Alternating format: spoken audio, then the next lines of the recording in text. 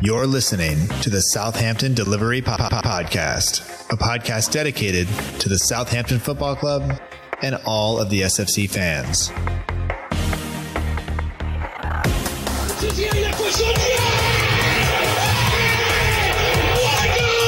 If you want to have guarantees, you have to buy a washing machine. Fonte with a scooping header. We don't lose a match, either we win or we learn. And today we learned. Отдача, Остин! Все-таки забил!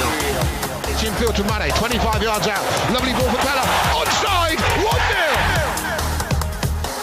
Buffon shot! Oh my word! Unbelievable. He ran around the pitch like Bambi on ice. It was very, very embarrassing to watch. And now, your host, Matt Markstone. Hello and welcome to episode 157 of the Southampton Delivery Podcast, a podcast and newsletter dedicated to the Southampton Football Club and all of the SFC fans. And available right here on southamptondelivery.com. My name is Matt Markstone. I am the host of the show. No matter where you are, no matter how you may be listening, whether this is your first time or you've been here before, thanks for making the show a part of your day. I hope that you enjoy it.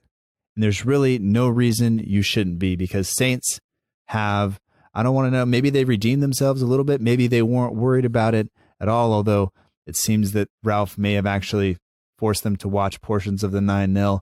But whatever it was, that performance on Saturday, the performances over the last 10 match weeks have been absolutely fantastic. Third best team in the league since match week 13. So it's just coming out of the last international break to now. Only Manchester City and Liverpool more points from that run.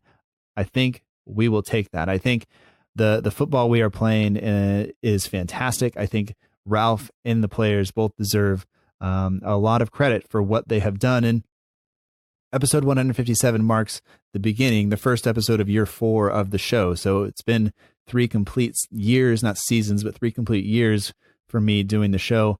And in the football I'm watching now is much different than anything that I have seen in my time actually doing the show. I did watch under Pochettino and under Koeman, and things were great. I really enjoyed a lot of what I saw. But since I've been covering the show, or been covering the team or doing the podcast, I don't know which one of those is the best descriptor of that. But it's been 3 entire years worth of episodes, 156 straight weeks of recording and writing. And for the most part, they've been rewarding and fulfilling, and I've grown a lot as a person and maybe as a host or whatever, but that's not even really what I'm focused on. But throughout most of that time, the matches and the results haven't always been what me or you or most fans would have wanted. And it's weird to say, but most of the time that I've been doing the podcast, people, guests, myself, we've been basically unhappy with how things have gone. We've talked at length about poor performances, about slow football, about players looking to move elsewhere, about mismanagement at the board level in the transfer window, and non-existent investment from owners and things like that. And it hasn't always been fun to do the show each and every week. And to be fair, not every episode has been great. And I've had to learn how to live with that a little bit as a person, as a host, as somebody who looks and wants to put something good out each and every week. Really, I think I've learned over the last 4 years that what you really want, what listeners really want is, sure, the show has to be tolerable to listen to, but mostly you want to hear people talk about the team in a real way, not some kind of superficial, kind of pretend way. We don't want to gloss over it and bring up results from other teams. We want to focus on our team, and you want to hear different voices. And I hope that has come through the show over the last 3 or 4 years. And I just want to take a second before we jump into this week's show with Jay Grant. And Jay is here because, 1, he's a friend of mine. 2, he runs the Southampton page, and you can find them on Twitter, Instagram, and Facebook. And I owe a lot of thanks to Jay for helping grow the show via social media and other things. But he'll be here to talk about the result. And he took Leicester, much to his credit, right after we lost to Leicester last time. He kind of got out and messaged me and said, I'll take the next Leicester match. And whether he was doing that to prevent me from having to find somebody to talk about what could have been a 9-0 defeat again, or whatever, I thank him for that. And it just so happens that it is the start of year 4. So thanks to Jay. But before we jump into that, I just wanted to take a second to say This year, year 3, saw over half of the downloads the show has ever gotten happen during that time. So the show is continuing to grow in that, but the numbers are not necessarily, like I said, all that important. There are a lot of other things I appreciate much more about the show than just the numbers that are showing up, but the sheer number of people who write in each week, who message on Twitter and Instagram, or who email, or who leave comments on the website, or who subscribe to the newsletter and get back to me that way. I just want to say thank you for all of that, because it is something that I really appreciate. And I will tell you that I try very hard to respond to all of them. I want them to be authentic answers. I don't just want to just say, hello or hi or anything like that. And so sometimes it takes a while, and then sometimes I get kind of discouraged because I can't get back to them all. And I just wanted to say I'm sorry for that. I don't know how to solve that problem, because there is this real life thing that happens outside of the podcast. And I think for most of this 3 years, I have focused probably solely too much, and I've tried to pull back over the last kind of 6 months of the show and try to focus on my family more and my job more. And I think those are all kind of things. We all go through things where we cycle in and out of things, but I look forward to doing this show most weeks. And sometimes I don't want to do it all. And I think I've said that before on the show, but I think the anniversary of the starting of this is a time for me to be able to reflect on that. And hopefully that makes sense to everybody out there. But I just wanted to say thank you. This year, for the first time ever, the show actually got on to the soccer, and I know I said soccer, but the American soccer podcasting charts. It got onto the England, UK footballing and soccer charts on iTunes, and that's thanks to you. I didn't do that. That's thanks to everybody who's out there listening and who leaves reviews and other things like that. So I appreciate you all very much for helping that to happen, because that's something for a show that's about Southampton that is not a Man United or an Arsenal or a Chelsea or any of these other kind of quote unquote larger teams. They're not the teams you see on the NBC sports coverage here all the time. The fact that this show is making it onto those things and making an impact and forcing people to look at it and potentially listen is down to you. So I wanted to say thank you to you, because although I do put a lot of hard work in it, all of these guests that come on the show really give their hard work and their time, and I appreciate that. And your questions and your interactions and everything else, they also help. So more than anything, this is a thank you to you. And it's great to be able to start year 4 with some positive football, a good time to be had by all, hopefully. And that said, Jay and I will try to get through this episode. My back went out over the weekend, and I was having a really hard time recording. So I was having a hard time paying attention, basically, because I kept thinking about what kind of pain I was in, and I couldn't sit down. And so if it's a bit messy, I think I cleaned up the audio, but if it's a bit messy, I apologize. But anyway, we are winning, so it doesn't matter. We'll get through it just the best that we can. So here we go with episode 157, the start of year 4. My wife hasn't said I have to stop yet. My daughter is now subscribed. I don't know if that's good or bad, but anyway, here we go. Thank you so much for listening. Thank you for your time. We'll talk to you on the other side. I'd like to welcome back to the Southampton Delivery Podcast, the man behind the scenes at the Southampton page, Jay Grant, partner of the show. Welcome back, and finally a win to discuss. Yeah, thanks for having me back. Still can't get over it now. The emotions are still quite good, but another happy weekend for Southampton fans. We've been playing so well over recent weeks and getting the results that the team needed, and maybe the results that we didn't expect. But I don't think either one of us would have thought going into Leicester, given the scoreline last time, that we would have put in the performance we did yesterday and come away with the result that we did. Yeah, so I was looking for a reaction from the team, and they gave us exactly that. After the result back in October, we were all quite down in the dumps, and if anyone would have told me from that point to now we'd be sitting here quite happy with ourselves, I would have laughed, to be honest. Yeah, just the result last time was, as low as it could get. It was a horrible feeling. It was, I don't think any of us felt very good about the team after that.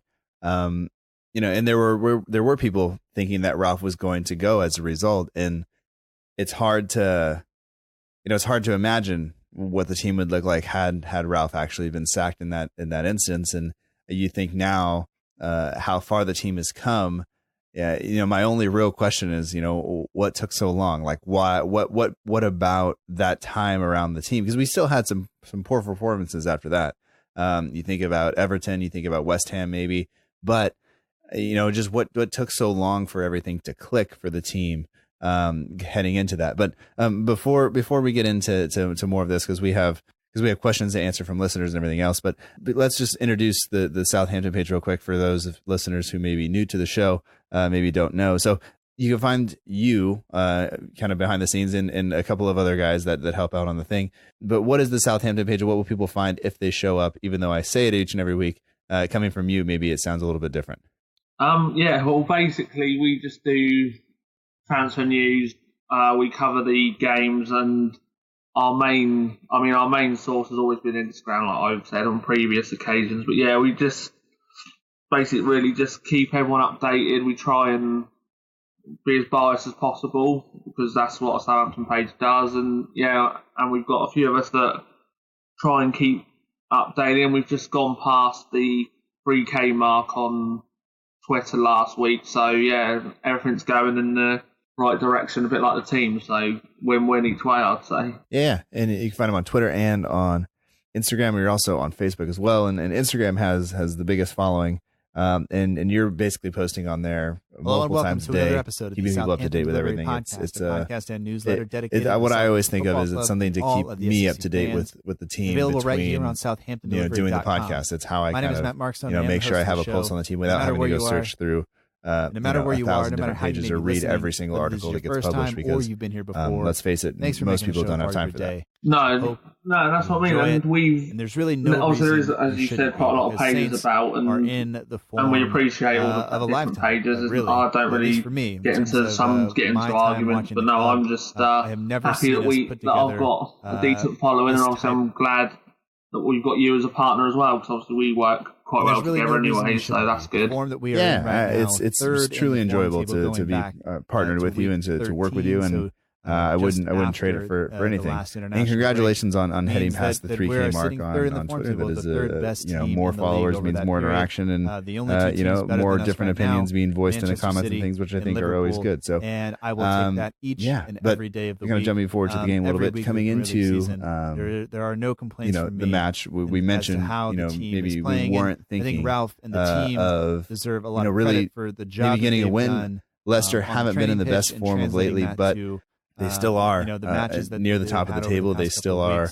If anybody, they're not troubling Liverpool really, but nobody really is, and they look kind of locked on at this point to wind up in the Champions League places and play European football next season. And they can be relentless when they attack. They can carve teams open. They can give us trouble. And I guess looking at the lineup heading into it, were you surprised that we chose to go with the same team, or Ralph has made this kind of consistent selection week in, week out, maybe one or two changes, but for the most part, it's been kind of the same players. Were you surprised at all that we chose to go with that, or was it what you expected, given that we've kind of made the selection almost each and every week? Yeah, no, I'm quite happy with that team. When I saw it out yesterday, most of the time that I've been I was quite pleased, and it actually gave me a bit of confidence that we could there has been maybe get a result. Because the team, poor performance. It seems to me, everyone used to say that Ralph never knew his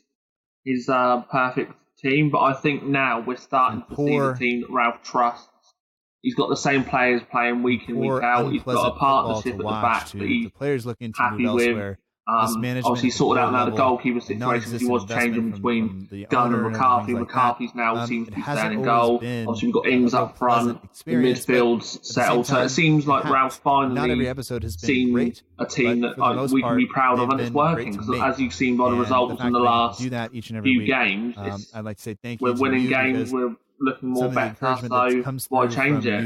Yeah, I don't think we can complain at all about what we've seen recently. And going back, Carl Anker wrote an article this week that the Leicester City result we didn't see the change necessarily directly following that result. It took a little while to get to what we needed, and I think it goes back to the last international break is really when we came out of that. That's when we saw the biggest change in the team, because we went into that international break. We had Everton there. That wasn't a great performance. We came back for Arsenal. So since week 13, we are the second best team in the league, behind only Liverpool in terms of the points we've picked up.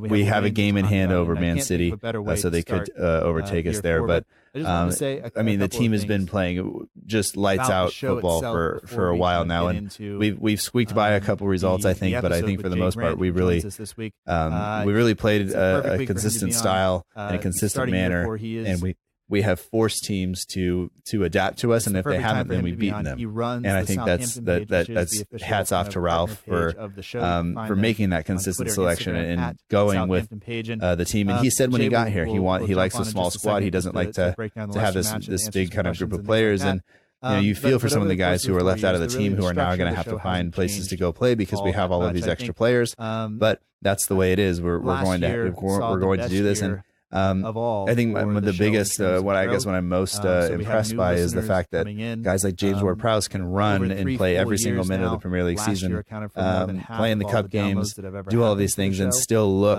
as fresh as he does, and still play kind of as well as he does, because I think that movement next to Højbjerg and the formation for him has been fantastic. Yeah, I mean, James Ward-Prowse is another one that's been so hot and cold, but he is, I think Ralph used the words in his latest, or a couple of interviews back, he is a machine. I mean, extremely guilty, I've given him respond for long enough, then I feel negative stuff lately, and he's made me look stupid again. Because I need to realise he is just my different. He's a different player. He can. This is why Ralph uses him, because he knows that, as you've said, with him doing the cups and the Premier League, he can handle the 90 minutes. He can go off the pitch probably and do another 90 minutes an hour later. That's how much of a hard worker he has become under Ralph. Yeah, and I think I read something about him where he doesn't go out. He doesn't do, he's not seen out and about. He kind of works out. He puts in the extra work on the pitch and in the gym, and then he goes home. And I think that helps a lot. He's not one of these guys you're going to catch out on the town. And now that you can't do that, but I think sometimes it shows up in instances like this. I think he was the only player for us to have played every minute of the Premier League season this year. He's the only player in the entire squad to do that, and I think that says something, playing in that role where he's basically up and down the pitch every single match. So as long as he avoids yellow card suspension or anything like that, I think he'll be in there kind of week in, week out. I wouldn't expect him to move anywhere else. But in terms of the lineup, Long comes in for Djenepo, and the bench looks. We got a lot of attacking options on the bench. If you look, we only have one center back on the bench. We only have one kind of holding midfielder. And then after that, it's all attackers, which is different because for a while, Vestergaard and Yoshida were both making the bench. And I think that shows again, like, we have this attacking talent. We are, maybe a little bit top heavy, but we're going to, I think that signals to the team that this type of game we're going to play. We're not going to sit back and hope to just hold Leicester off. There was a definite idea that we were going to go out and play our game and press them and make them work. And it almost bit us on that free kick, but we'll get into that in just a second. I fully agree with that. And as you said, with the options on the bench, I mean, a lot of people mentioning that fact that we had Djenepo, Boufal, Opafemi, Opafemi, Adams, who come on to assist Ings. And it makes the bench, and it's good to finally see that we've got options, because everyone used to say, who have we got on the bench that can come off and help us do anything? But now he's got that base. I mean, like you said, they're not necessarily starting games. Like, I'm sure Djenepo would like to play more, Boufal, Adams would like to play more. But then when they come off the bench, it gives them something to prove to the manager. And I said Adams done the assist, he proved something. Djenepo come on and used his pace. So I mean, so it's good. I think it's a good thing all round. Competition helps as well. And I think the added kind of competition for those places really is starting to show. Everybody needs to show what they can do when they come on, because they only get so many chances to break into that starting lineup. It seems like there's only the one place that's really up for grabs at this moment. It could be Armstrong, who's been playing really well. It could be Djenepo. It could be Boufal. But whoever comes into that afterwards has the kind of added kind of benefit of having, you know, fresh legs versus a tired defense, and coming in and being able to do that. And you saw yesterday where I think Obafemi was due to come in to the game until the last second. They chose to bring Adams on, who used his strength and played a little 1-2 with Redmond and played the ball through for Ings for the winner. So he's not scoring yet, but he did set up the goal. And I think that is something that, you know, maybe that doesn't happen if you bring Obafemi in, but you have the options to have Adams come in instead. And that's what happens. And that's nothing against Obafemi. They're just different players, and Ralph made the right substitutions. And I think that's, you know, all we can ask for. Yeah. And Adams needs that confidence booster anyway, because yes, still no goal for him. And it's quite sad really, because I'd love to see him put the ball in the net rather sooner than later. But but it's an option. I said Obafemi, I like him though, because he's got that pace element about him. But when you look at a decision in a game, you think, right, who's going to come on and do what you need? And Ralph took the decision for Adams, and it paid, and it got us the winner, because he also the assisted Ings, and he got the winner. So it was a good sub. Yeah. So let's start back at the beginning just a little bit. I think we started the game really well. The ball was bouncing around a little bit, similar to how Saints matches have started recently, where the ball is we're not allowing Leicester to settle. They're not really allowing us to press. The ball's kind of pinging around the area. But once the ball did kind of get settled on the ground, I think it was us who was attacking most often, and they were almost playing on the counter at home, which I thought is dangerous given Vardy's pace. But we were not afraid to go and press them and attack them, and I think that is absolutely what we should have done. It's the style of play finally that we can identify with the team, which is something that we didn't see for almost several seasons, where there was no kind of recognized style of play from the team, and now we're doing that. And not that you're not aware of what the other teams can do, but you don't necessarily have to full scale change your plan because you're coming up against a team who's higher up in the table or whatever, and you just force them to adapt. And unfortunately for us, we didn't get the goal. I think, you know, we could have been up really, really early with Ings, and you would expect him to put that chance away. He doesn't. And then very shortly after that, Leicester kind of out of nowhere come up with a goal from a free kick. I mean, I was devastated at that point when they went ahead of us.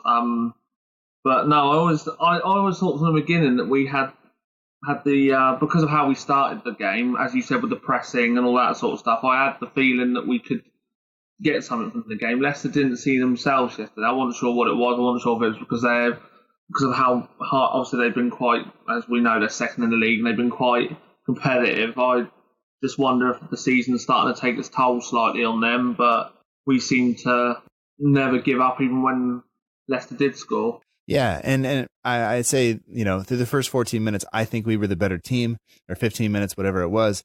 I'd say we were the better team. Maybe we fell asleep for a second on that free kick where Perez, I think, takes it very, very quickly. Smart for him. Vardy makes a good run. He was onside, and at that point, was there any kind of going down 1-0 to Leicester in that manner? Were you at all worried that this might mean trouble for the team, or what were you kind of feeling at that point? Well, see, because there's a slight confidence to come back into us. I worried if Leicester went ahead. Obviously, everyone was going, I wonder how. Like BBC made a joke. Obviously, we went 1-0 down. They went, here we go, sort of thing, and all that sort of rubbish. But no, I thought that we could possibly, because of the way we were playing, I thought it was unlucky, really, because I think that was, I might be wrong, obviously I can be quoted on this, but I think that was Leicester's first attack. I'm sure it was. And they managed to get a goal from that, and I thought, I hope we can sort of recover from this. But it reminded me similar of, going back a little bit, to the Watford game. You know, when we went 1-0 down in that, and everyone was like, are we going to recover from this? But we seem to now have that. If we go 1-0 down, we've got the, I can't think of the right word, but we have the mentality to be able to come back into games. So I think now with this new mindset we've got, if we do go 1-0 down to a team, we've still got that level where we can still try and get back into it, not soon after like we did with obviously Armstrong getting the goal, deflected goal, whatever you want to say, but yeah, his goal. Yeah, and the goal that the Leicester score, it is typical Leicester City. It's a quick break. Vardy put a fantastic cross, across the box, and they were able to slot it home. But yes, that was their first shot of the match for them to come in and score on that, and it's unlucky a little bit for us, but at the same time, it made us kind of. We had to make a decision. Do we just continue to play the way we were playing because we were dominating the game and that is unlucky, or do we kind of continue to, or do we change and kind of all of a sudden kind of I guess clam up a little bit and start to be somewhat scared of Leicester because of last time? And I think we made the absolute right decision. And it's easy to say that as somebody who's watching the game, saying, "Hey, don't sit back, don't do this, don't worry." But it's much harder when you're actually playing the game because that 9-0 is going to be in your head. I don't care kind of. What you say, you can try to put it out of it all you can, but that's going to be something that's on the mind of the players because, as Leicester reminded them, they were playing the highlights of the match, while Saints were warming up.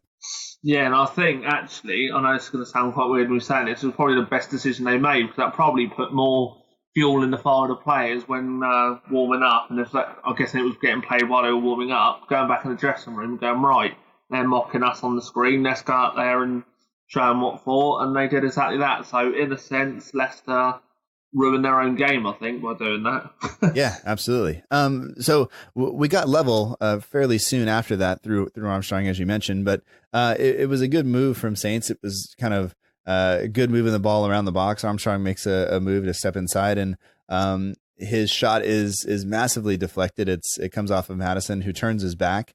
Anyway, we get level, and I think it was deserved. And I think I'd say that once we went level, any worry that I had went away because we were just playing like a team that wasn't going to lose the match. We may have drawn the match, we may have gotten unlucky. We have plenty of our decisions to talk about, but the way we were playing, I couldn't be happier with how the team was going about their business. Yeah, it was. Like I said, from the beginning of the game, you had that sense of we were actually up for it. The score, like I said, the score line was obviously ended 2-1, but we could have ended up with 4 or 5. I know obviously the score line would have looked so much better. I'm happy to 2-1, whatever. But like I said, with the chances we had, I said Ings hit the bar, I think twice. There was other chances around, and we just seemed really motivated and up for it. And it was just such a change, as you mentioned before, from previous where we looked lost and we didn't. Everyone was worried about relegation. And now we're level on points of Arsenal, and we're looking up now. Yeah, absolutely, and yeah, we had several chances to go up, and Ings had several chances, and if anybody was going to have the chances to get goals, you would have said you want him to fall to Ings because he has scored more than 50% of all the goals for the team coming into the match. And, he missed that chance early on. He had his chance blocked by Schmeichel. He hit the post several times. It just seemed like maybe today wasn't going to be his day, but it very easily could have been, 4-1 or so. But on the basis of play and looking at the XG and everything, 2-1 is about fair. Even though I think we played much, much better than they did. And people will say, Leicester weren't up for it. They didn't play a great game. I think at this point, you can't just say that teams aren't playing well against us. I think you have to say that we are forcing them to play that way because it's now gone on since basically, week 13. We're looking at 10 Premier League match days now where we have, for the most part, played our game and gotten the results as a result of that. And it's not just that everybody's had a bad day at the office against us. I think we have forced teams to play that way. And I think the team and Ralph and the players all deserve an immense amount of credit for that. Well, yeah, I agree with that. From the Chelsea on Boxing Day, we fully deserve that result. Tottenham, we could have won at the Emirates. I said beating Leicester. We've had so many games where everyone was like, "Oh, they ain't going to do anything there. They ain't going to do anything there." And we've proved everyone, and that's the thing. That's why these programs, like we have match of the day and stuff like that, and you always find they say, "Oh, like when we beat Tottenham, they were like, yeah, Tottenham had a bad day," but it's always the other team have had a bad day. We don't seem to get enough credit, and it's because of I don't like to use the word, but it's because of the big club bias. I know it's a saying that everyone uses, but that's what it feels like. It's like Southampton have beaten us. Right, what's happened with the other team to make this happen? It's not ever, well done Southampton, the other team were rubbish. That mentality never seems to be the case, even though we all know that. Yeah, and maybe I'm being biased towards Southampton at this point because that's I'm watching them week in, week out, but maybe that narrative comes from how poor the team were coming in at the beginning of the season, and you look at the way we played, how poor we were. Maybe it's just hard for people to understand that, like, look, the team has gotten a lot better. Ralph has done a good job, and we've kind of cut some of the people from the squad. Essentially, Vestergaard isn't getting a look in at this point. There are other than the cup game, which I won't take away from him, but it doesn't look like he has a place in the Premier League team at this point.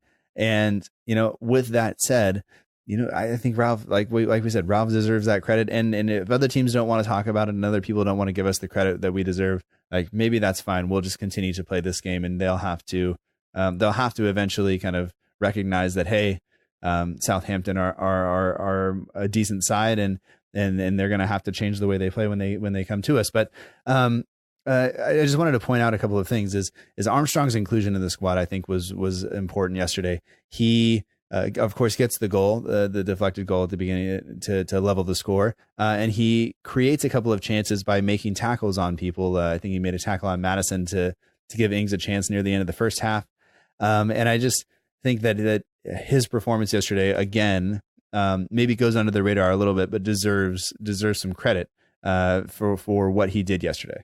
Yeah, I mean, Armstrong, he's one of my favourite players along with Ings. He's one of them players where when he first dropped, I know a lot of people say about the Scottish League, but Celtic fans absolutely loved him and were gutted when he went because he was one of their main people in the midfield. And when he joined us here, he didn't get off to the best of starts. He started for a little bit and then dropped out. But now for me, he's one of them in the midfield that you just don't want to drop, and he's got that work rate. Okay, he doesn't score a lot of goals, but that's not his mantra. But he is, like I said, he's a very underrated player, I think, as well, because a lot of people don't seem to give him enough credit. But then again, they do say if you give a player a lot of credit, they'll be linked with a move by the end of the season. So maybe we can just praise him and keep it like that. And I will say that I think he deserves the place that he's earned in the team at this point. And the role he's playing is probably about suited for him. He maybe doesn't need to start each and every week, but he is definitely putting in the running and putting in the tackles and doing everything that Ralph is asking. He's not as fancy as Buffal or Gineppo. He doesn't maybe bring that flair, but he can still play passes at key times. He can still score goals when needed and provide assists. So I think he's doing all of those things that we want him to do, both on and off the ball. I could not be happier with him. But just my kind of assessment of the first half was, of course, I think we were the better team. I think we created better chances. I think that at that point, the reaction the team showed when going 1-0 down was super impressive. I think Armstrong's performance was impressive. And I think there's the composure that Saints showed. They didn't panic. They didn't kind of decide they needed to change the game plan. They just stuck to it. They looked confident on the ball, and we eventually got back into it, and we were forcing Leicester to kind of scramble a little bit, which I thought was fantastic. And going into halftime, Leicester outpossessed us a little bit, but we had 11 shots to their 2. We had 6 shots on target to their 2. We were creating enough chances. We just hadn't gotten the ball in the net. And I think there's always a little bit of worry with Saints where if they don't get the ball in the net, then are they going to fall off and stop? But really, I mean, I felt like we had it all to win, and we were going to just, if we came out and did that, Leicester were probably going to be better in the second half. But if we continued to play the way we were, I was pretty confident that we were going to get some sort of result from the team or from the game. And in fact, to be fair to Leicester, I saw a couple of interviews after. They said they didn't deserve to win, and even the Leicester fans said they were glad that their goal right at the end got ruled out because they felt they didn't deserve anything. So it showed that yesterday was the result that we deserved. People will try and take it away and say it was a Leicester crisis and all that stuff, but at the end of the day, we deserved the win, and I think that's right. And Leicester agreed with it. Rodgers said that we deserved the win. The players said it. So, yeah. I'd say the only thing that we maybe need to worry about is taking the chances that we did create, because we did allow Leicester the opportunity to have one of their goals stand and then therefore take points away from us, even though we were by far the better team. I mean, even the Leicester fans are saying it, Leicester players are saying it, everybody knows, watching that game yesterday, that we were the better team. But all it was going to take was one VAR decision, or one slip up from our defense, and we would have been punished for it. And that is the worry, because these points are so crucial and critical. And if we're going to move up the table or just stave off relegation, whatever it is, every point is going to matter in this season. And I think for Saints, not putting games completely out of reach sometimes is a little bit worrying, but based on the performance yesterday, I can't really complain all that much. No, I don't think anyone can complain, and it was nice to see fans enjoying. So, and also we know a few people that went yesterday as well, and they were very happy with it, and let's just hope that continue into Wolves next week. So getting into the second half a little bit, the team had a couple of chances. I would have expected Leicester to come out and be slightly better in the second half. You would have expected Rodgers to do something to kind of, readjust or adjust and get them refocused on what was happening. But we have a couple of decisions where VAR has gone our way largely for large portions of the season. We've been one of those teams where every time VAR, I think our away fans sing like VAR is one of our own, because we seem to get those calls. But McCarthy came up pretty big with a couple of saves yesterday, one from a corner before long, who gets through, gets brought down, earns the penalty, and then VAR takes it away. And that was one of those things where we're all looking at it going like, VAR, don't do this to us. But he was offside, no spot kick, no chance for us to go up at that point. But when VAR starts to go against you, were you at all kind of worried? And I guess the real question, and I don't really want to address it because I feel like it's going to be addressed everywhere by everyone, is does the rule need to be changed, or is VAR good for football? But technically he is offside. It is pretty awful that it has to happen in that manner. And I feel for everybody who's in the stadium, because they don't get the same opportunity that I do sitting at home watching the television, where they put the lines up and it's, you can see it's millimeters offside, but it's offside nonetheless. And so whatever, if you want to weigh in on VAR, great. If you just want to skip it, also great, because I think it's going to be covered elsewhere. Well, I must admit, VAR just confuses me, because I looked at it yesterday and I was trying to work out what actually was putting him offside. And I've loved it yesterday and I hated it yesterday, because it's such a mixed thing for me. But it was just I'm just confused, because when I looked at it, someone said, I don't know who it was, someone put a picture up, I can't remember who, and Long to me looked like his arm was just a little bit more, and it's just that small margin. But I don't think it's the VAR that's the problem. I think it's the rules rather than the VAR. Do you get what I'm saying? Like the rules of everything. And I just don't understand it sometimes. And someone needs to make it clear about these decisions, because some of them are just absolutely terrible. And in the end, people will hate the game. Sorry, not hate the game. Hate how it runs. So, I mean, some people love it, some people hate it. We loved it and hated it in the same game. So it becomes very decisive. It's just how it needs to be used, and it needs to be more clear why these decisions are happening. Yeah, and I think that they need to figure out how to communicate that to the fans that are in the stadium, because that is really these are the people who are missing out the most in terms of what's happening on the pitch. And it's great for the TV viewer, for me, and I put in my notes yesterday, and that I don't necessarily think that, even though technically Long is offside there, that those kind of millimeter type decisions need to be overturned or used. But that, for the most part, VAR has been on our side this season. It really is unfortunate though when a call like that can be so decisive. It's a penalty. You're looking at almost surely going up or getting a goal in that situation. Plus, the opposition defender is going to get booked for the challenge. So you have a lot of things that are going in your favor there, and for that to be overturned by millimeters is really unfortunate. And what happens is that presents you with a situation where you could actually lose momentum. You could start to stagnate. You could maybe you could see Saints even conceding a goal in the moments after that because of the momentum that they lost from a decision where if he's just called offside to begin with, then nobody's going to complain. Nobody's going to they'll say it's close or whatever. But if the linesman sees it that way, they see it that way. But unfortunately, that's not the rule now. That's not how things that's not how things play. So we can't really do anything about it. But it is kind of sometimes unnecessary in terms of what we're seeing and kind of the things that are happening on the pitch, and it is frustrating sometimes. I think for fans, and I understand a little bit more of what other fans go through now because we've been on the right side of it for so long. Yeah, and the other thing as well about it is I think James Ward-Prowse said it, or someone said it.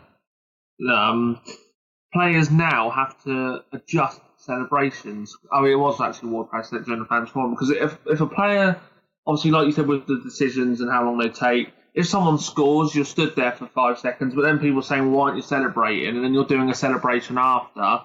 So it's all the time around it as well, because players don't know whether, if you celebrate and it's not a goal, you thought, well, what are you celebrating for? But then if you're stood there and we're saying, well, we should have been celebrating because it was going to be a goal anyway. So now players have to adjust how to celebrate, because they're thinking, hold on a minute, it needs to be checked first, and you're waiting and waiting. Like, decisions can take up to 5 minutes, so you can all be stood there. And then was like, right, is it a goal? Is it a goal? And then they're like, goal. And then you're celebrating. But then you thought, well, the moment happened like 5 minutes ago. So you've lost that momentum of celebrating what's happened. Yeah. And in yesterday's game, we did kind of see that happen where the goal is ruled out.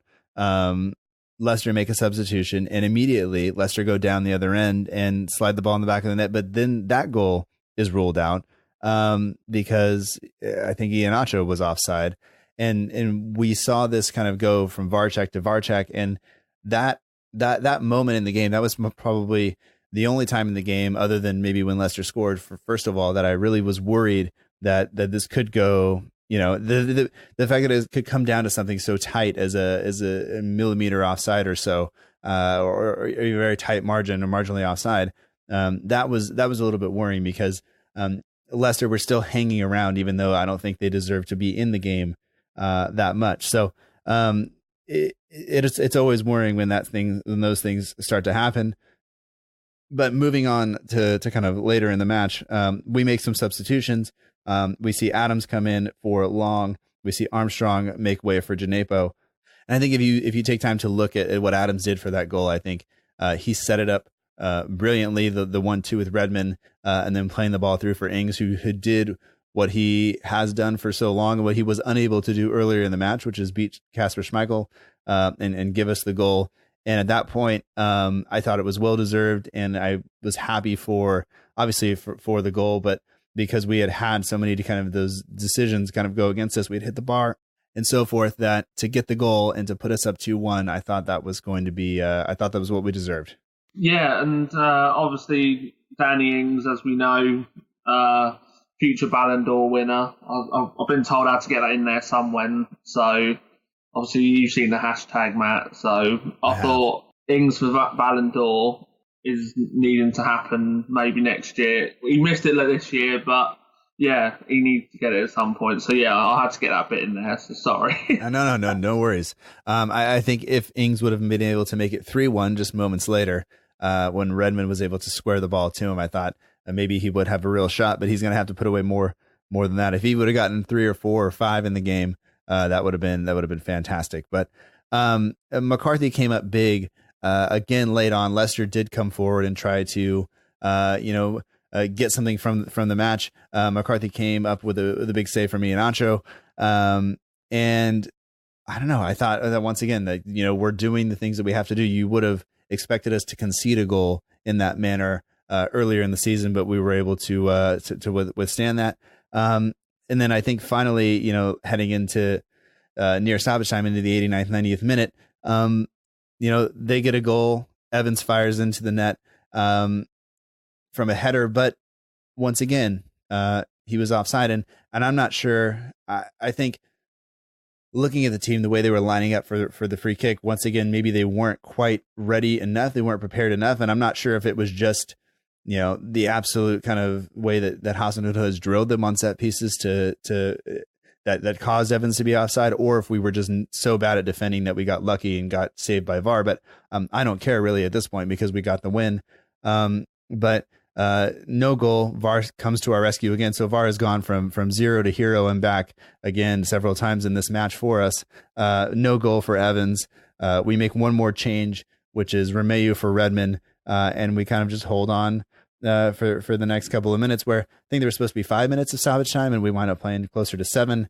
So thanks a lot to Lee Mason for that. But at the end of the match, I thought we deserved everything that we got from the match, and I don't know. I nothing really to complain about other than, maybe we need to take all of the chances that we make, but that's not really how this works either. So yeah, 7 minutes felt like Arsenal all over again, and even when it went to 2, I thought this has got that Arsenal feel back on it again, but luckily it got ruled out, and we were literally begging the referee to blow the whistle because the result was just going to be massive for us, and you could tell at the end with these celebrations with the players, Ralph with the fans, and it was just such a good feeling to get it across the line, because I was worried that knowing Saints that there is still that defensive edge where we like to make the odd mistake, but we got through it, and luckily we went home with another deserved 3 points. Yeah, and I think one thing that I wanted to point out was I think with basically stoppage time almost done,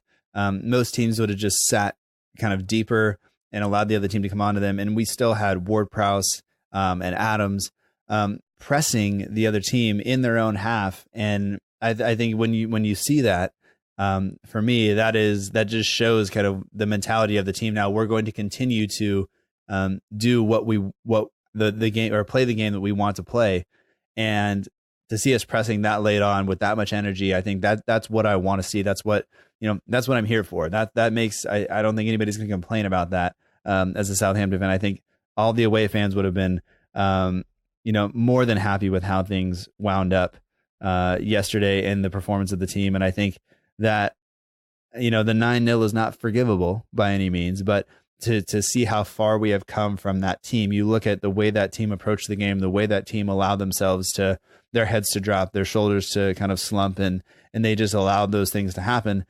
You look at the difference that the team is, you look at the difference between the team between now and then, and the team is almost unrecognizable. Yeah, that's what. Yeah, and the team has become. That's exactly that. They have become unrecognisable, and it makes you think. If we'd have started like this, I know it's all well and good saying all this now, but if we'd have started like this at the beginning of the season, it makes you think, where would we be now? Well, according to the form table, second place, but that's what I mean. Yeah. That's what I mean. And we're now looking at, I think the table says we're 6, I could be wrong again, so please quote me if I'm wrong, but we're like 6 points away from European places at this point, are we?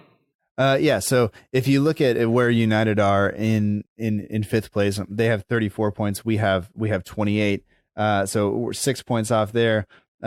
Meanwhile, Bournemouth, who are currently playing, are on 20 points in 18th place. So 8 points off there. So closer to Thursday night football than we are to a longer season in the championship. So I think that is something that we deserve. And if you look at the way the team's playing right now, I think you would say we deserve our spot in the table right now. And if we continue to play like we are, the results will continue to come. We will eventually have a VAR decision that goes against us, that costs us.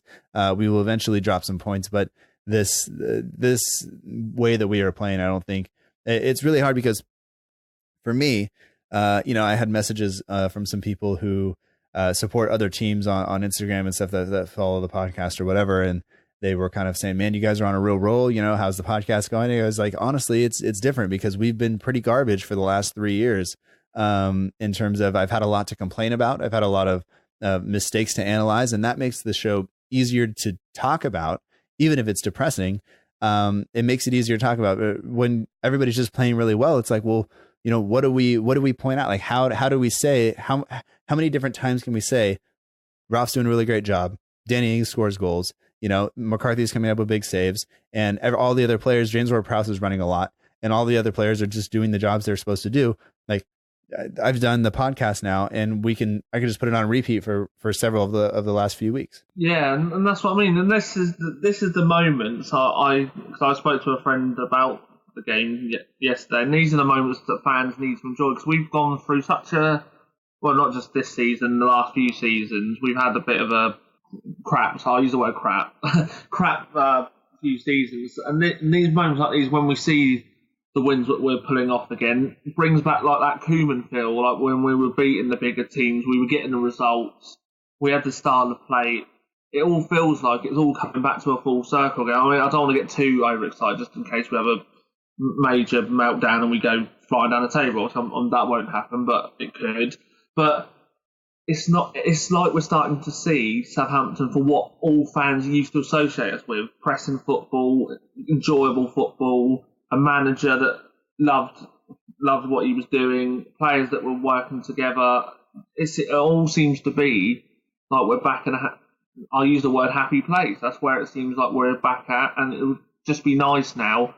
Not even if we get, I mean, Europe, everyone will say about it, but even if we just finish the season really solidly and then look back at the end of when we play Sheffield United in the last game of the season and go, relegation, what was that? Do you know what I mean? That's what we want to do at the end of the year. End of the season. Yeah, I mean, we could essentially be playing Sheffield United for a spot in Europe at the end of the season, which would be something impressive, even though hats off to them for the performances that they've put in this season, because they've been a lot of fun to watch and something brand new. But if it comes down to that, I want to beat them. We have some questions that we should take a look at here, and they came in from Twitter and Instagram. I forgot to ask the patrons, which is like one of the things I not supposed to do. Sorry. I'll make it up to you somehow. I'm not sure how that'll work, but I will. So I get, you also have access to the questions. So take a look through there. We'll go through and answer some of these. We don't have to answer all of them because there are quite a few. But we'll go to Twitter first. And we're in the January window. We're almost halfway through. Ralph has mentioned that we are in the market for fullbacks, that those are kind of the priorities right now. We talked about the strength in the attacking kind of areas of the pitch, where we seem to have these different attackers who can do slightly different things, who all slot into the system and work together. But we haven't yet. We don't seem like we're in the market to maybe make a move there. But from St. Kevin, who is at Moscow Mesh, who's one of the guys from the In That Number podcast, he says, with the team playing like this, do we really need anyone in January? So in your opinion, do we still need to add to the squad, or are we okay in kind of where we're at now? Well, I think it'd be naive to say let's leave it as we are. I still think cover is needed. I think that and it probably, in fact, makes it easier for players to join, because if we'd have been where we were 2 months ago, I think it'd have been hard for us to get a right back or a left back, whatever we're going to aim for this month. So it actually probably makes it easier a job for Ralph and the board to go, right, we've got these targets, who can we get in? And I still think it'd be good if we could have, because obviously Bertrand and Cedric both need rests, and we need them to have competition. I mean, Bertrand hasn't had proper competition now since Target left. I mean, Vokins, I think, is a good left back, but he still needs work. Valerie's obviously out until, I don't know, I think Ralph said he's out for a little while, so that's a problem. So it's obviously just Cedric on his own, and then if Cedric gets injury, you'd probably see Kevin Downs at right back, which, I mean, that's not his position, but he's the one that has been covering that position, or they've been putting Prowsey there or Pierre there. So I still think we need to make a case to get someone there just to have that cover. Well, yeah, and this goes on to kind of address one of the questions that Dan Fox has put to us. He's at BFGFOX on Twitter. And I think that the cover is necessary, especially given that Cedric is going to leave. I mean, Cedric at this point, I think because his contract is up at the end of this season, he can now talk with other teams and kind of make a pre-agreement for moving on in the summer. And he's made it very clear that he's looking to go elsewhere. And we all gave him, he was playing very, very poorly around that time, and we all kind of got on him about it. And to his credit, he has played very, very well the past few matches. He's gotten forward. He still has a defensive lapse every now and then, but I don't think you can complain about his performances recently. And so credit to him. But we still are going to have a fullback there, because if he leaves, then you have the youth team, or you have Valerie. And I wouldn't mind seeing Valerie play, but I think you also still have to have that cover. And Bertrand the same way. Bertrand, we've seen him get a red card this season. We've seen him come up with injuries in the past. We need someone to be able to come in and play that position, that can play that position as an attacking fullback, not necessarily sacrificing a midfielder, because if you move Højbjerg to left back, you have to slot Romeu into midfield, and that changes the dynamic of the team, because Romeu takes a little bit longer on the ball. He's not quite as quick. He can pass the ball, but he doesn't make kind of the incisive passes. He doesn't make the forward runs. And so I think the team relies on that kind of midfield pivot of Ward-Prowse and Højbjerg so much that you have to have cover on the fullback areas, because you can't sacrifice them as cover in those areas. So definitely need to still look to bring somebody in January, even if it's just on loan, but we're going to have a long-term solution there eventually. And maybe that leads to us having to sell some of these players. But let's get to some questions from Dan Fox here. He says, do we have enough threat up front if Ings gets injured? Why are we finding it difficult to sell our high-wage players that are out on loan? Should we keep Cedric after some decent performances? We answered that already. And would you be disappointed if Ings was called up for England? He says, personally, I would be delighted to see James Ward-Prowse, Redmond, or Stevens called up, but Ings, I would like to be rested when he's not playing for our club. So a lot of questions there. We don't necessarily have to go into detail on all of them, but for Ings, let's focus on him, because he's scored more than half of our goals this season in the Premier League. He's been just so great for us this year. He's had injury problems in the past, but do we have enough threat up front if he indeed does get injured? Well, the stats say no, because obviously he scored 50% of our goals, so you'd say no, the struggle would be there. We have got options behind him, but however, obviously we've got Obafemi, who scored against Chelsea. Adams, as I've mentioned before, hasn't yet scored. Yeah, so if Ings was injured, we would be in a bit of trouble, and everyone has been nervous of this, but it seems to me as the injury problems that he has suffered before are hopefully, and I'm going to touch wood here, are put behind him, because we need him fit, and without him, we'd be in trouble. There's no shadow of doubt about it. So I would probably say no, we haven't got enough threat, because of the fact of Obafemi and Adams don't score. Obviously, I said Obafemi's got a goal, but they won't score as much as Ings does, or has that same impact that Ings does in games. Yeah, I think Ings has been the goal scorer for us, obviously. I think Ings has been the focal point of the attack for us for the majority of the season. And if you look at the way the system is set up, and he scored plenty of goals early on in the season, but in recent matches, in recent weeks on this run, he has been kind of the focal point. He's played alongside somebody who's, we've criticized sometimes for not scoring goals. I think one of my comments was we just changed out a striker that doesn't score goals for another striker that doesn't score goals. But the things that Long and Adams are doing for the team when they're playing alongside Ings means that the chances are designed to fall to him, right? Like, he is the guy that's going to be in the box looking to latch onto the through balls, or looking to, he's the last guy pressing. So he's going to kind of, if the other teams make a mistake, that's who we want the ball to fall to. So I think sometimes the system is designed to have Danny Ings score goals. And if we need to put somebody else up there, we saw Obafemi was able to score against Chelsea. I still think, though, that there is some sort of worry if Ings were to get injured. Like, would we be okay? And the truth is, I don't know. Redmond has struggled to score goals and to really get off the mark, and whether that's the system or whether that's just him kind of regressing from where he was last season, I'm not sure. I don't have all those answers, but I do worry a little bit. But I guess for you, would you want to see Ings get called up for England? Because that's another part of Dan's question. And I think I think this goes back to the injury concerns. I would say that Ings has put in a lot of work this off season, in past off seasons, and even over the Christmas period, he was still going through some sessions with Alex Parsons, who is his personal trainer. Shout out to him. He's _Alex Parsons _ on Instagram. You get to see a lot of Danny Ings working out and doing some of the things that he's doing. And so it's been interesting to follow him, because he even had him working through certain things over the Christmas period, trying to keep his body in shape and keep him ready to go. And I think that has shown how well he has come back to come back from the injuries he's had. It means a lot for him to be able to do that and stay fit. So would you want to see Ings called up for England, or would you rather him just win the Ballon d'Or and then stay and just play for us? Sorry. Yeah, Ballon d'Or all the way. No, for Ings, see, there's a two-part to this. There's the Saints fan greediness. There's England ambitions. And unfortunately, I've got to take away the greediness and go to the ambitions, because England have been looking. I'm not saying Ings is going to win us the year. Well, maybe I am, but Kane's out, right? Kane's injured, so that Kane is injured. Yeah, there's an opening. Yeah, and at the moment, you look at the squad.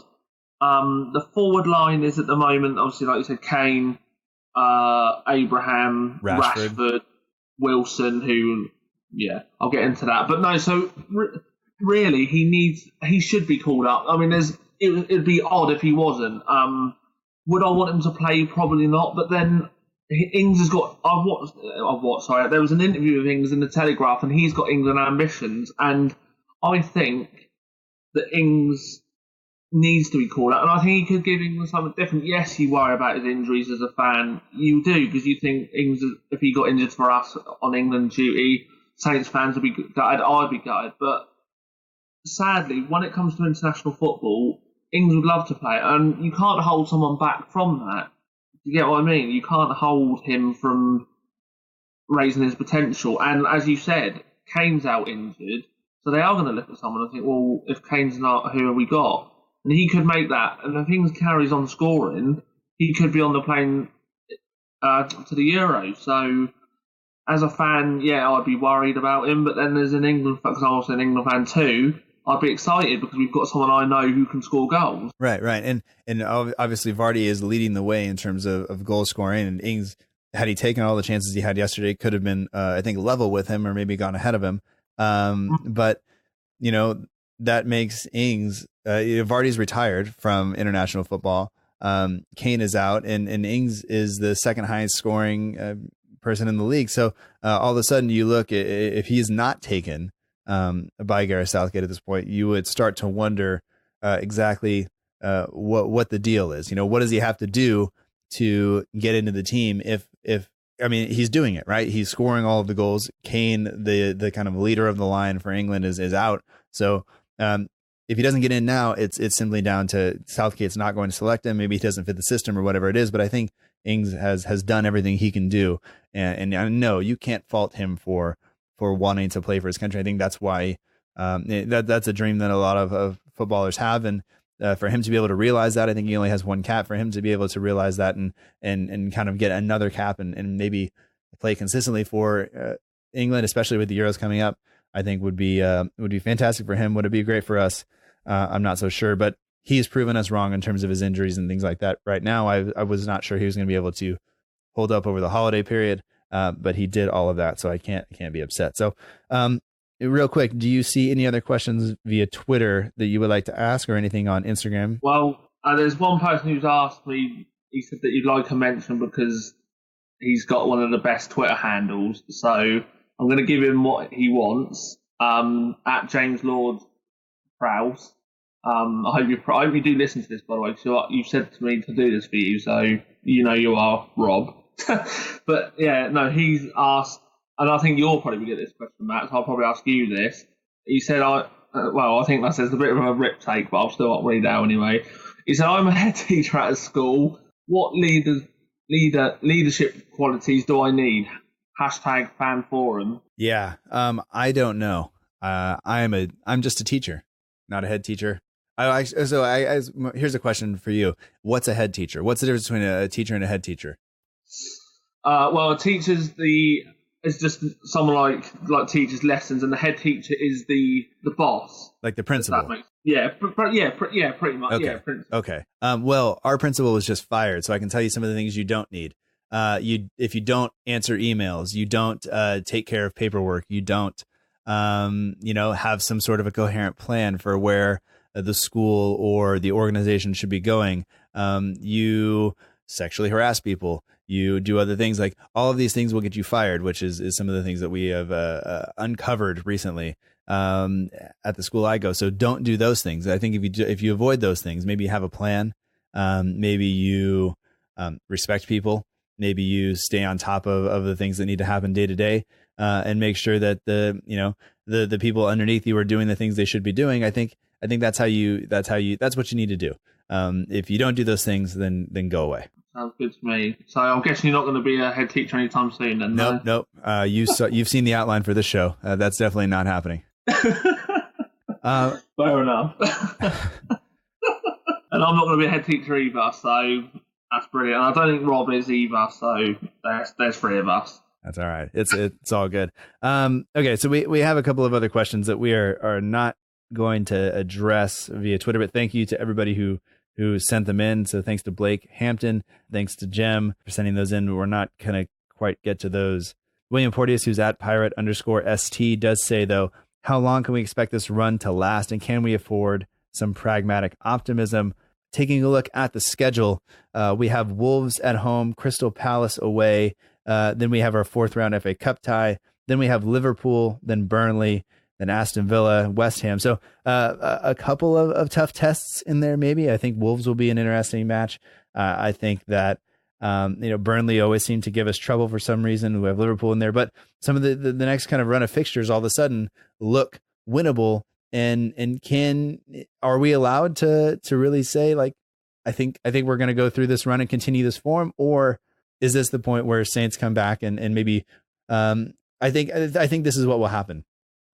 If Saints drop points over the next couple of matches, if they start to drop points against Crystal Palace, against Burnley, against Aston Villa, and Norwich, I think you will say people will say that we are regressing to the mean. Like, we are overperforming right now, and we will drop back to where we actually belong. Whereas I think as Southampton fans, we are looking at the team and saying we were below par for so long. This is where we actually should be.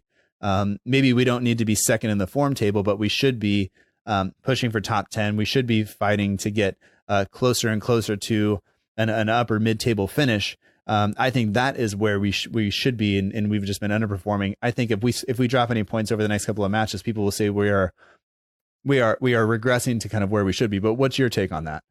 Well, I just think that because of how long fans have been like reading the timeline every week, and people have been feeling disappointed, I think it's good to have a bit of optimism. Yes, okay, let's not. I mean, everyone started saying about Europe. I mean, it's just some people joking, some people probably really serious.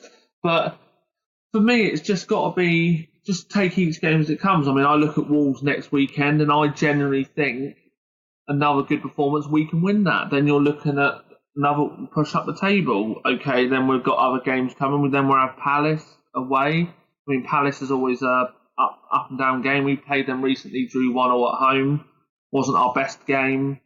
We've had success there before, and then like you've mentioned, obviously we've got some other games coming up, and then we've got a chance to go to Liverpool and end their unbeaten run, which for me, I mean, can it be done? Who knows? Would I like to be the team that done it? Would love to. Would I love to see Ings be the one that ended it? Brilliant. But yeah, I'm gonna just interrupt there, because I think for us this season to kind of put the 9-0 to bed a little bit, to get the revenge that I think we deserve for that at Leicester yesterday, and then if we were to go and end Liverpool's kind of unbeaten season, because I mean, Arsenal right now, the only team that have ever gone unbeaten over a full Premier League season. If we can stop that, if we can be the people to do that, I know Danny Ings fan page will not appreciate this, but if we can do that, that would make, I think, my season to see the team to play the way they have been recently to get 3 points at Leicester, and then to do that, I think that would make the season for me. And then you add other things, maybe Ings gets a call up and all these other things that would just kind of add to it a little bit. But if we could do that, that would be fantastic. I think that would make me very, very happy. But okay, I should say that _Ned.Kelly from Instagram sent in a question that says, do you see us continuing this form and grinding out results late in the season? I think we kind of answered that there. So thanks to everybody who sent in those questions. The Ugly Inside has asked if Saints were a film or had to be a film, what film would it be? I would just say that it's every romantic comedy ever, because it started pretty poorly and is getting better. Maybe there will be a little bit of twist in the story and the plot line before we get to the end, but I think it will end positively, and we'll all go home with a smile at the end of the season. Yeah, I'd probably go with that. Yeah, I think it. Yeah, I mean, it's. Yeah, I can't think of any other film. I mean, it's such a up and down. We're such an up and down club, and I don't think we would change it for the world. To be honest, would we? Yeah, and honestly, I don't watch enough movies to be able to give you a specific title. So, sorry, Freddie. I'm failing you there, but. Jay, I just want to say thank you again. I didn't say it when I was talking to you, and I will have said it in the intro as I go back and do this. But this episode marks year 4. This is 157 episodes, so 3 straight years of having done the show each week. This is the start of year 4, and I can say that this is. I went back and listened to a few moments of episode 1. Last week and just to see kind of what it was like, and it wasn't all that different from a lot of the episodes we had in between, where there were problems in defense, there were problems scoring goals, we could not keep clean sheets, we were kind of identifying those problems, and I think this is the really the first time in a long time that we've had a kind of a sustained period of optimism around the team. And I just want to say to you, it's a pleasure to be able to start year 4 of the show with you. It's a pleasure to be able to partner with you, and it's a fantastic kind of thing that we get to see the team play the way we're playing right now. And I just want to say thanks for everything, and thanks for coming on the show today. And I hope that we can continue to run or play games the way we're playing, and enjoy the football the way we are. Yeah, no, I'd add to that, and it's brilliant being a partner. I mean, when I had the opportunity to get you as a partner, I thought it had to be done, and like I said, it's just, I enjoy it. I enjoy, obviously, the edits you make for us.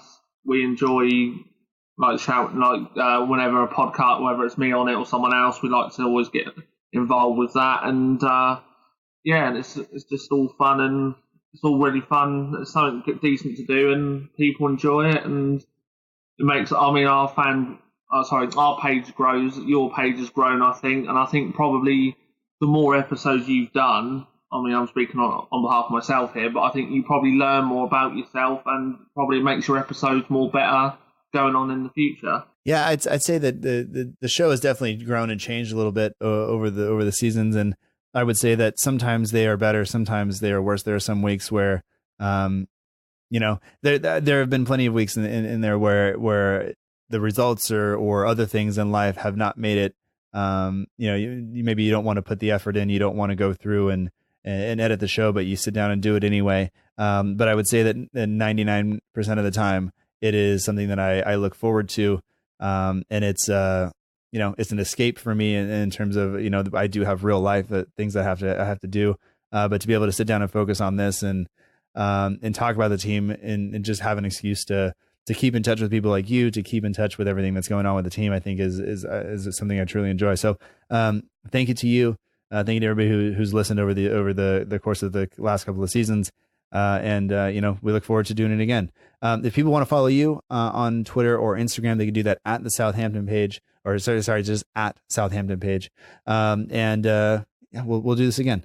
Yeah, we will do. And I just wanted to do a quick shout out to people. So I know there's a few people that am I allowed to do them? Am I allowed to do this or not? Go for it. Yeah, I just wanted to shout out a few people. Obviously, Carl Anker for being one of the best journalists ever, because he's just so funny, and some of the tweets he's done is great. And there's one more I was going to do. It was for a friend of mine called Will.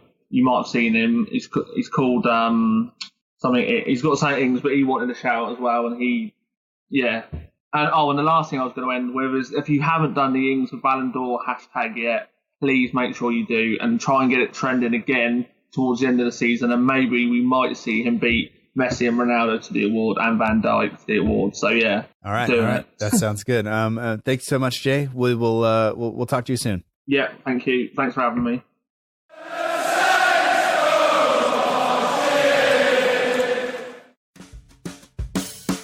And that does it for this week's episode of the Southampton Delivery Podcast, episode 157, the start of year 4. It's done. Thank you so much for joining us. I hope that you've enjoyed it. And thanks for listening and supporting the show over the past 3 years, or maybe it's just been the past week, or maybe you've just listened and gone, I'm never listening again. That's also fine. I would rather you find something that makes you happy than for you to listen to a podcast you don't enjoy. There are plenty of Southampton podcasts out there. Even if you send me awful hate mail, I will actually send you the links to those because I think that they are also good and you should listen to them if they make you happy. But enough of that. Thanks to Jay. You can find him and the rest of the guys at the Southampton page at Southampton page on Twitter, Instagram, and Facebook. Follow along for all your Southampton FC news and needs. They will keep you up to date with everything between the podcast and the newsletter. They're there every single day doing that hard work that you can enjoy. If you want to follow this show on Twitter and Instagram, you can do that at SFCDELL_IVERY. We're also on Facebook at facebook.com/SFC Delivery. There's no underscore in the Facebook address. And you can find the show wherever you listen to podcasts. There are links at southamptondelivery.com, which is the official show website. You should go there. You should use it. We pay for it. So make good use of it. I do want to take a second to say that the patrons of the show help make this thing all possible. As we go on to year 4, that's 4 years of hosting the podcast, buying equipment for the podcast and everything else. I just want to say thank you to those guys. If you would like to do that, get access to extra episodes, have priority for having your questions answered on the show, get to join the private chat where I usually respond kind of fast sometimes. That's intentionally vague. You can do that by visiting patreon.com/SFC Delivery. There are links to that once again on the website at southamptondelivery.com. Our logo is designed by Matt Beeling of the We Are Southampton page on Instagram. And all music for the show comes courtesy of the Free Music Archive at freemusicarchive.org. The intro song is Epic Song by Boxcat Games, and the end of show credits that's probably ending right now is Aim is True by Poddington Bear. Thank you for joining me on this journey. I really do appreciate it. I would not have thought that a guy from California starting a podcast about a team in England would be here after 4 years doing this, but thank you. It's down to everything that everybody has done, and I really do appreciate that. So let's go. We'll talk to you next week. We'll be back. Actually, I don't know what next week's going to hold, but it's definitely going to have us doing a podcast about Southampton and whatever happens at Wolves and in the transfer market. Hopefully it's good. So we'll talk to you then. Thanks for listening. And until next time, remember that together we march on.